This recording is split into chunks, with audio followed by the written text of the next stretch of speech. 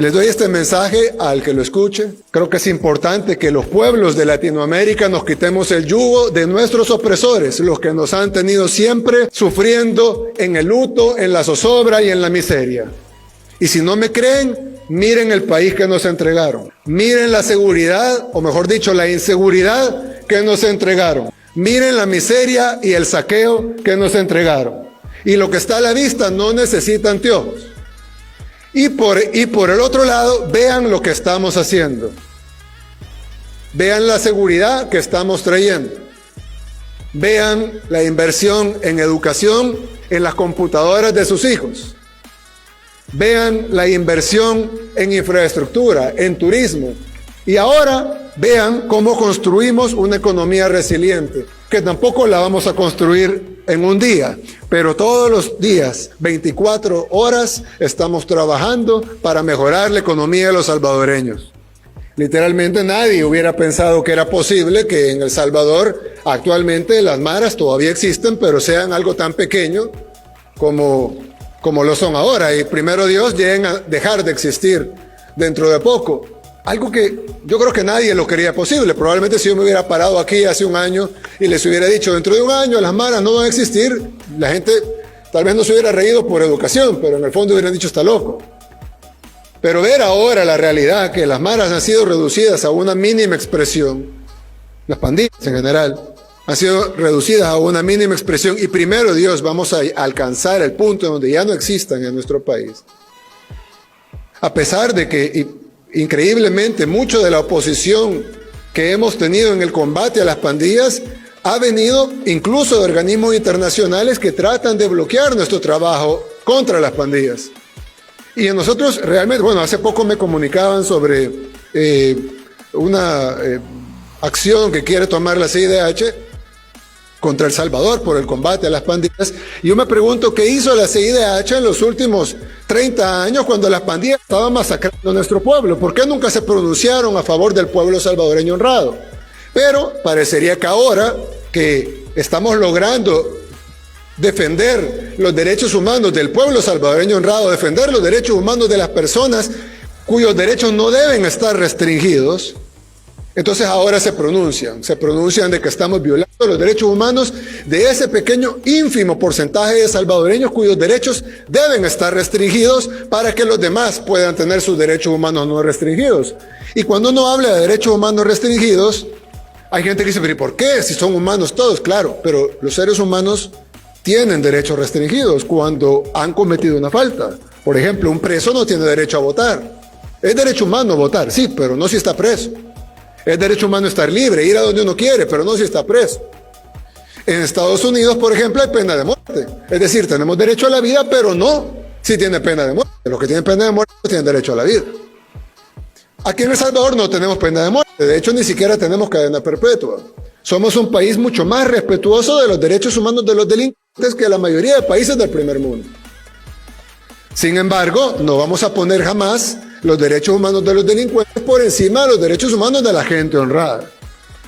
Pero eso parece molestar a las organizaciones internacionales que además son financiadas por países que sí violan los derechos humanos, tanto de sus delincuentes como de su gente honrada al no protegerlos de los delincuentes.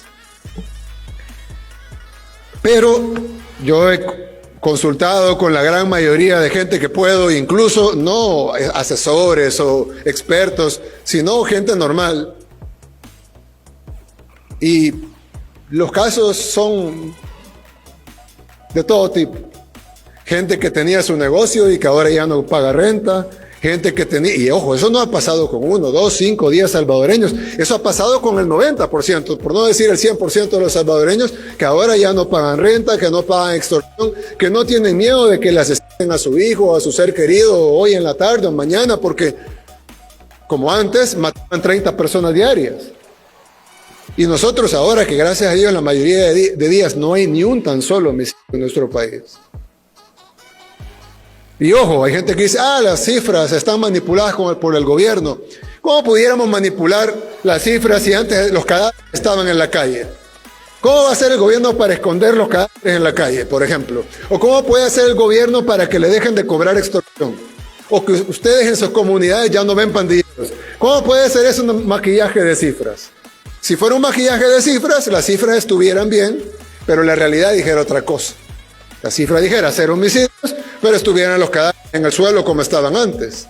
Las cifras dijeran, ha bajado la extorsión, pero usted lo siguieran extorsionando como lo extorsionaban antes. Las cifras dijeran, se han capturado los pandilleros, pero los pandilleros seguirían en su colonia como estaban antes. Pero es el mismo pueblo salvadoreño el que dice, ya no se ven los pandilleros. Es el mismo pueblo salvadoreño el que dice, yo antes iba a la comunidad y tenía que pedir permiso para entrar, hoy ya no pido permiso para entrar. Es el mismo pueblo salvadoreño el que dice, mis hijos ahora pueden salir y yo ya no tengo miedo de que les pase algo. Pueden usar la cancha de la comunidad sin miedo a que les pase algo. Pueden ir a la escuela sin miedo a que les pase algo. ¿Y eso cómo pudiéramos maquillarlo? Si han hecho encuestas tras encuestas, no nosotros, la oposición. La misma oposición hace encuestas y le pregunta a la gente, ¿usted está de acuerdo con el régimen de excepción? Sí. ¿Pero usted está de acuerdo con el gobierno? O sea, hace todavía las preguntas más tendenciosas posibles y aún así le sale que sí. Y entonces yo pregunto, si esto beneficia tanto a la población, es un cambio de vida total. No solo es el tema de la delincuencia, que probablemente es un tema importantísimo, obviamente, perdón, es un tema importantísimo, sino que es un cambio de vida total. Es una perspectiva diferente. No solo es el hecho de que si me van a matar o no me van a matar, que probablemente es lo más grave en un ser humano, que le quiten la vida, sino que ahora puedo vivir distinto. Puedo salir de mi casa, puedo dormir con los 2 ojos cerrados, sino con un ojo abierto y uno cerrado, como mucha gente tenía que dormir antes. Puedo cultivar. Muchos de ustedes son agricultores. ¿Cómo podía? Yo sé que lo hacían porque el salvadoreño es resiliente, pero ¿cómo podían cultivar antes cuando en cualquier momento llegaban los pandilleros y le pedían dinero, o si no les pagaban lo asesinaban ahí en el mismo cultivo? Y hoy estamos haciendo este gran anuncio del Tratado de Libre Comercio con la República Popular China.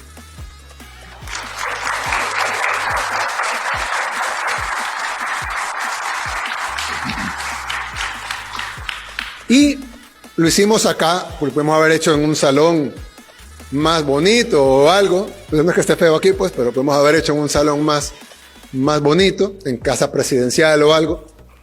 Pero decidimos hacerlo acá. ¿Por qué? Porque muchas veces se presentan las cosas y la gente dice, bueno, ¿y eso en qué me beneficia a mí?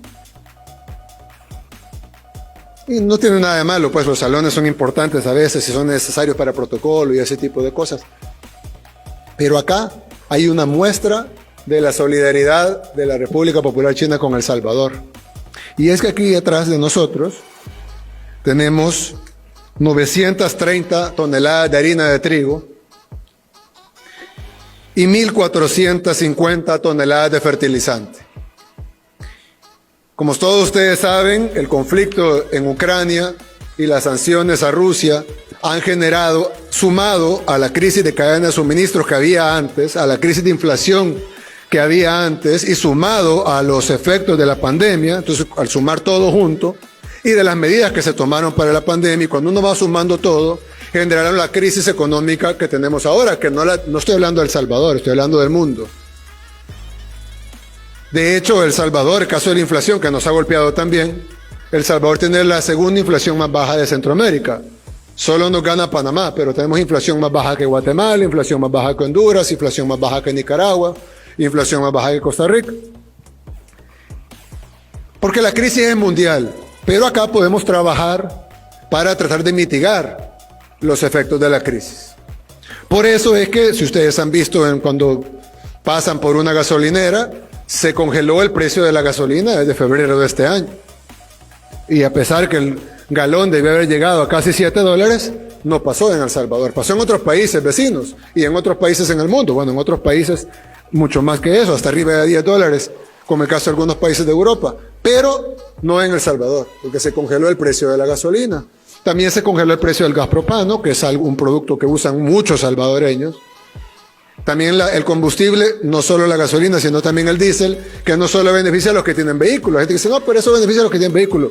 Bueno, los buses se mueven con diésel, los productos se mueven con combustibles, las cadenas de suministro se mueven con combustibles, los microbuses de personal se mueven con combustibles, los camiones se mueven con combustibles, casi todos se mueven con combustibles. Mantener un precio de combustible congelado no solo beneficia a los que tienen vehículos, sino a toda la sociedad en general. Luego el gas propano no solo beneficia a la población que usa gas propano, sino que también a la población que va a comer a las pupuserías, que va a comer a los restaurantes, porque todos esos lugares también utilizan gas propano. Y en ese momento, se tomaron 11 medidas para tratar de paliar un poco la inflación. Se quitaron aranceles, etcétera. Sin embargo, no ha sido suficiente y los impactos globales de esta crisis económica pues siguen golpeando al mundo y por ende nos siguen golpeando a nosotros. Así que, como parte de este apoyo, China ha decidido donarnos 930 toneladas de harina de trigo que serán distribuidas en decenas de miles de paquetes para los panaderos de nuestro país. No estamos hablando de los mega empresas de panaderos, sino de los panaderos pequeños que son, creo que más o menos como 14,000. Son 14,000 panaderías pequeñas que hay en nuestro país. Todas ellas van a recibir un apoyo de harina de trigo para mitigar un poco los impactos de los costos que se les han subido por la crisis económica mundial.